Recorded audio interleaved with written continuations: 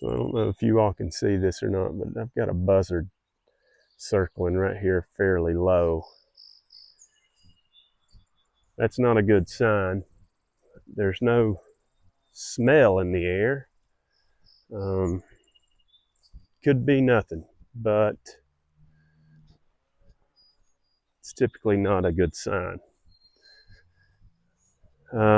Side note, I am going to try out this new microphone. It's not new. I used to use it with my cell phone when I was recording with my phone. And I did just learn that I can hook that up to my DJI camera. So we're going to give that a shot today and just see what happens.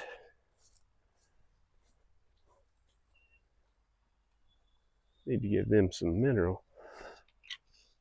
But I'm going to walk right up here and just look and make sure nothing is no longer with us.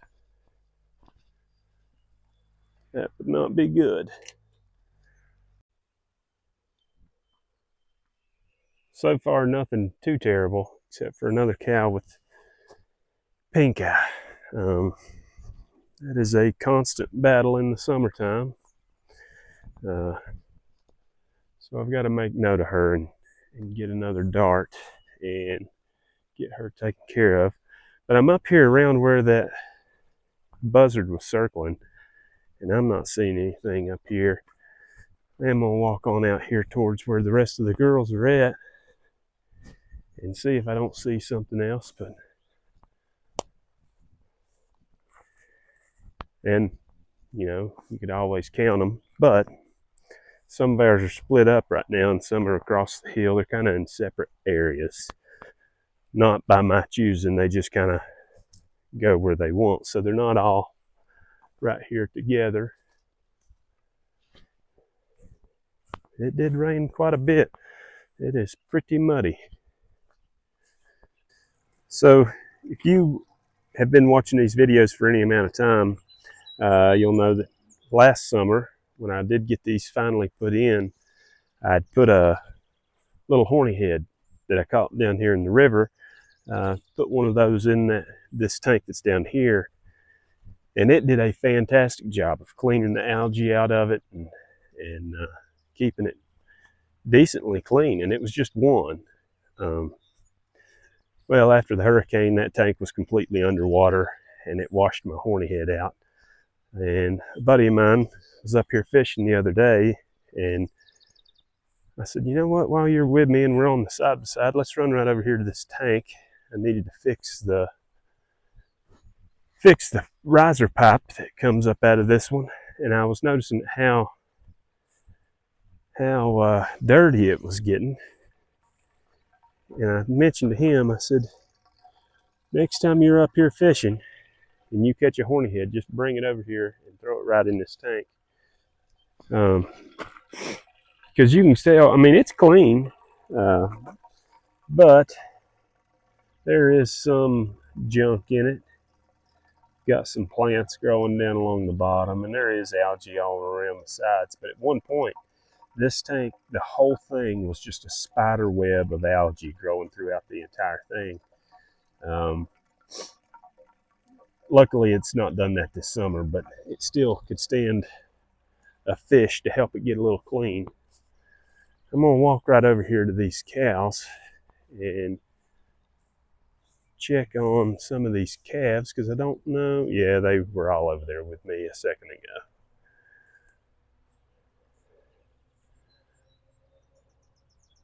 So this red one right up here is the one that I just gave a dart to a little while ago. Yeah.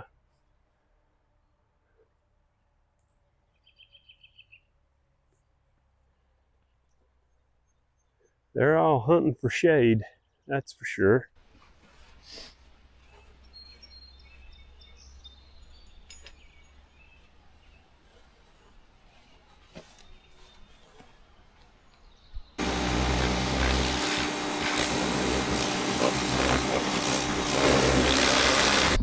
All right, I'm pretty sure I got junk all over my face now, but so be it. So I've got all the little nooks and crannies blown out. This thing does have a lot of rust on it.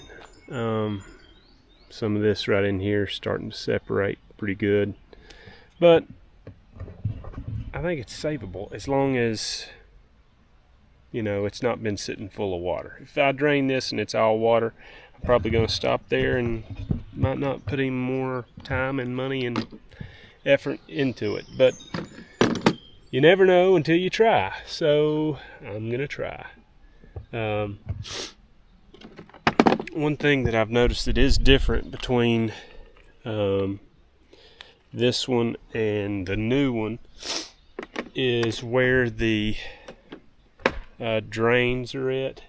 So this one is a Vicon mower, and the other one over there, the newer one, is a Kubota. They're the same mower. So Kubota bought out Vicon. If you get down and really look at the majority of this stuff between this older one, I think this one's a 95 model, and that one's a 2022 model. Everything's pretty much the same.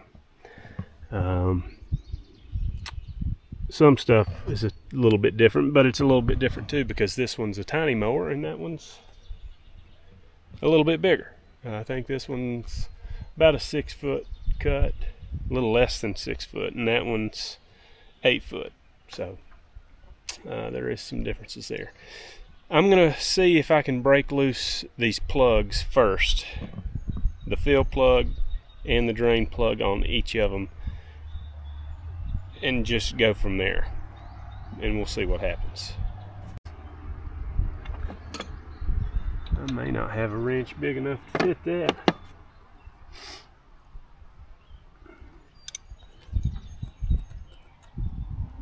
Can't get a socket behind of it.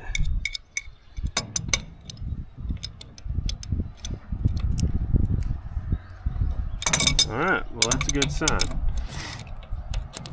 As long as it turns, then we're good. I'm going to stop there. So that's the fill plug for the gearbox here. Now I'm going to see if the drain plug will break loose.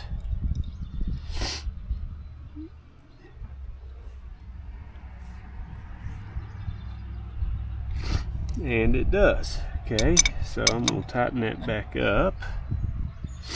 Next thing we've got is a drain plug right down here for the cutter bar, and then the fill plug is on up here. I'll show that to you in a second. Alright, so the fill plug for the cutter bar is a hex head.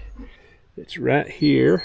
I'm probably going to need to go get a pick. Even though I've blown that out, I'm going to go get a pick and try to clean out the insides of that a little bit probably.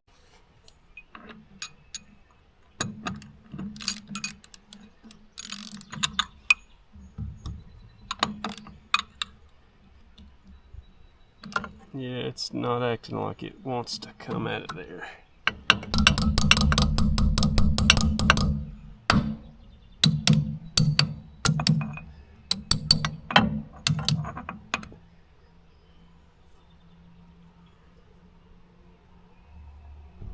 Well, our fill plug is so rusted I can't get it out. It just stripped with me trying to get it out of there. I tried everything I could before trying to turn it. I cleaned it out. I took my little hex head socket, whatever you want to call it here, and tapped it down in as far as I could with a hammer before I tried. I let it soak in PB Blaster for about an hour before I turned it, and it still slipped and crunched apart on the inside. So not much that I can do there.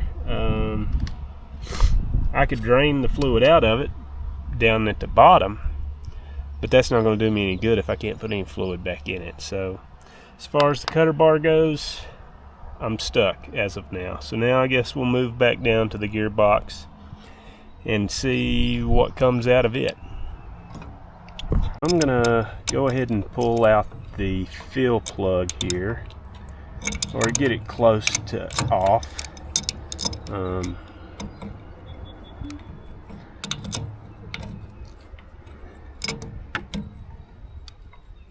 Till it's probably about finger tight. so I can come back and take that out and let it vent a little. I'm going to try and zoom in on this right here just a little bit. This camera doesn't have a ton of zoom. It's about as much as I've got. So this plug right here is the one I'm going to be taking out. Could be some pretty interesting stuff come out of here. Could be nothing comes out of there. Who knows?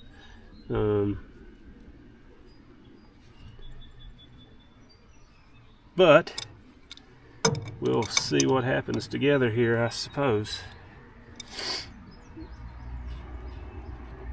And it doesn't hold too awful much fluid in this gearbox, but it shouldn't be water. And it is muddy looking junk. It's not as bad as what I was expecting, though, to be completely honest with you.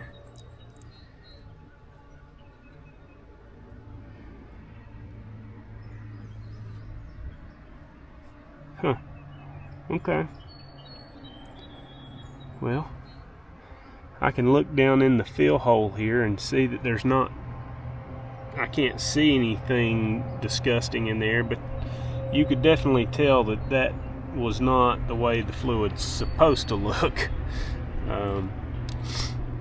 When I took it out of the newer mower last week, you could, I mean, it was definitely newer fluid, obviously, and it looked pretty much brand new. It didn't even need to be changed, honestly, but it still looked remotely like just plain old oil. This looked like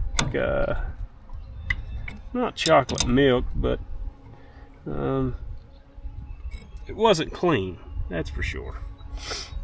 So we'll put this drain plug back in here and let our mower sit back down flat, and I'll put some fresh fluid in this. I mean, I've got it, might as well.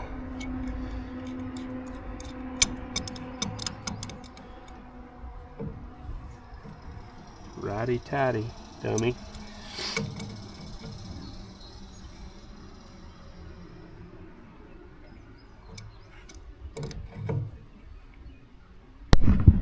So I will say, even though I can't get that plug out of there right now, I'm thinking I'm still gonna, change the fluid here in the gearbox and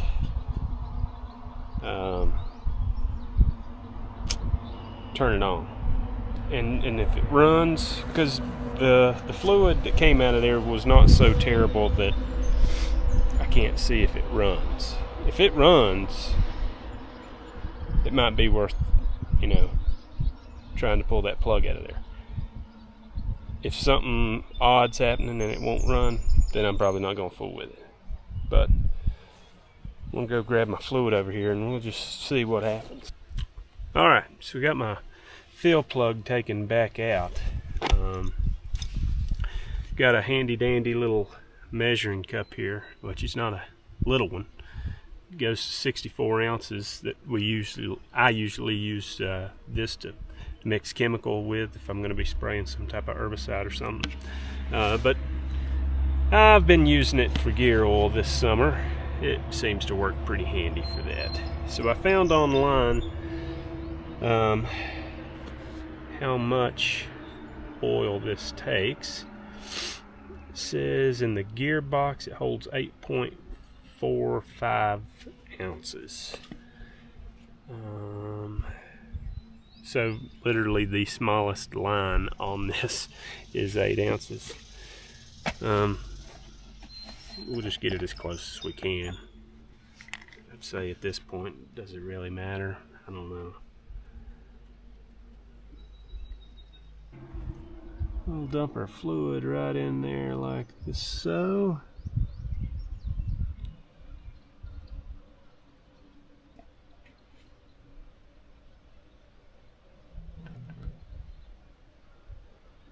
I don't even know when the last time this fluid had been changed. I do know that it was always standard policy, I should say, to check it before we got started. Before it was myself calling the shots. When it was Dad, he always made sure that I knew to check that before mowing, and so I have always done that, but as far as changing it, I've never done it. As a matter of fact, doing it in that new mower over there last week was the first time I'd ever done it at all. But maybe this is worth the time I'm spending on it. Maybe it's not. Who knows?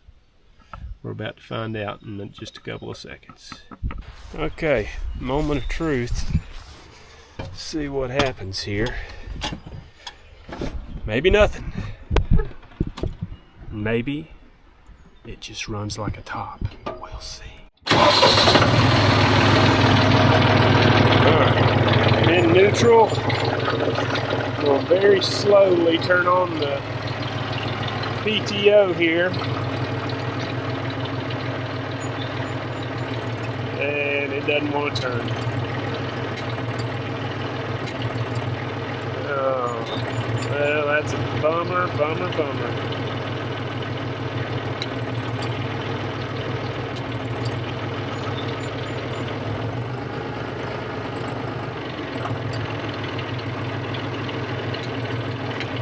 Yeah. Well, there you have it. It is dead. So, since it is dead, those blades are like brand new. The majority of those bolts are, the bolts and blades, or knives as some people call them, have got about 3 fields worth of cutting on them. I've changed all those right at the end of summer last year. So I'm going to take this time to gather some other tools. I'm going to get my impact and take blades off. And this is going to go to the scrap pile. Some of you are probably going to say that's a waste, and it probably is. This could probably do somebody some good for a few more years, but the thing is I had it insured. Okay, so insurance paid to replace it, and I replaced it with that. Now I don't have the time to go and take this thing apart and get it reliable when I've essentially already done that. So, you know, if you're somebody watching this from Virginia, Georgia, South Carolina, somewhere down in North Carolina, and it's something that you would be interested in, send me just leave me a comment. If it's something that you would like to try and work on and get going, we can work something out. But for me, at this time, you've been a good one. So something crazy just happened. I went to go unhook the PTO so that I could try and see if this would free up. Took my foot and pushed on the heads of the mower here, and it was like it busted free and started spinning perfect. I went over there and hooked the PTO up, and it's spinning by hand again. We're going to turn this back on and see what happens, because I have a feeling it might turn now. That doesn't mean that everything's good, but it at least means that it's moving. So that's something.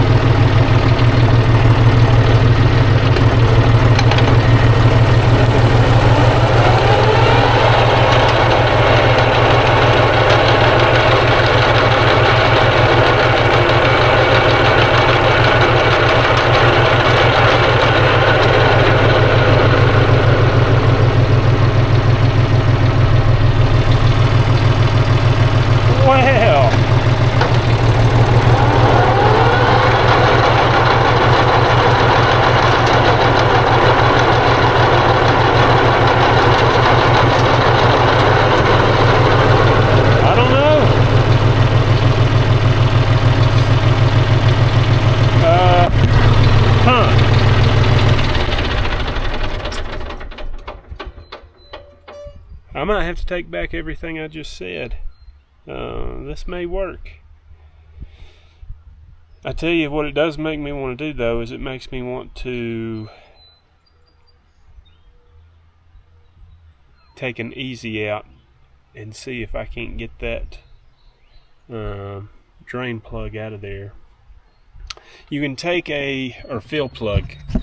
If it's a hex head, like this one is, sometimes in the past, if that's ever stripped out on something, you can take a Torx bit that fits and pound it down in there and get it to spin out. I have those at home in a different toolbox in my shed. I'll bring one up here this week and see if I can replace that oil in there and dump out the old and see that it's not muddy, and who knows. I'm still gonna call it quits for tinkering with this today because I essentially can't do anything else with it, and I need to get it unhooked because I'm gonna need this tractor to kick with tomorrow probably. So I'm gonna pull it back over here, unhook it, and probably just go ahead and put the kicker on and get it greased up so it's ready to go tomorrow or the next day. Because as squishy and muddy as it is, I'm not going to be able to mow today. So that's the game plan for now.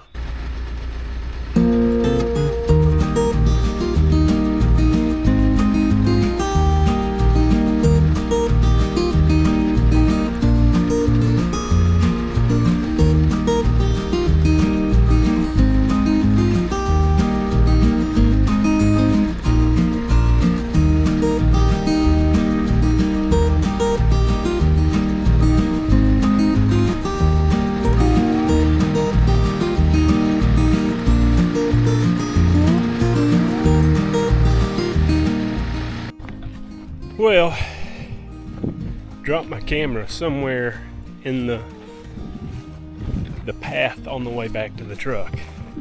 Had to go back and find it, but luckily here you are.